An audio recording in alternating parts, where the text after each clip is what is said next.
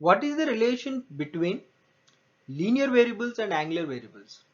Linear variables like linear displacement, linear velocity, we also call it as tangential velocity, and linear acceleration or tangential acceleration.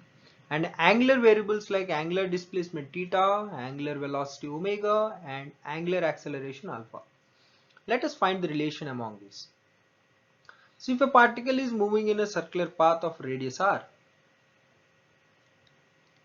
if initially a particle is presented at a point P, after a small period of time, if a particle comes to a point Q, rotated an angle theta, therefore the shortest distance between P and Q is being considered as a linear displacement. Therefore, we know that arc length is equal to radius into angle rotated by the radius. So r cross theta, where s is the linear displacement, where r is the radius of the circle, and theta is the angular displacement. And let us also calculate the relation between linear velocity and angular velocity. So differentiate both sides with respect to time. If you differentiate both sides with respect to time, what we get, d by dt of s is equal to d by dt of r cross theta. So what we can write, since r is constant, the magnitude of r is constant, it will come out. So we can write ds by dt is equal to r d by dt of theta.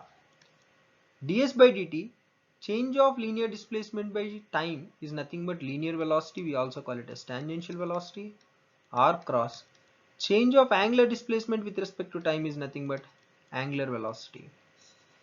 So this is the relation between linear velocity and angular velocity. So linear velocity is equal to radius times angular velocity. Let us also calculate the relationship between linear acceleration and tangential acceleration. Again, differentiate the given equation with time. So what we get, d by dt of tangential velocity is equal to d by dt of r cross omega.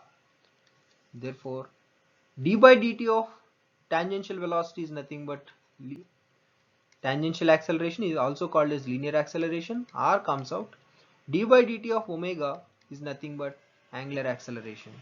So the relationship between linear and angular quantities are this.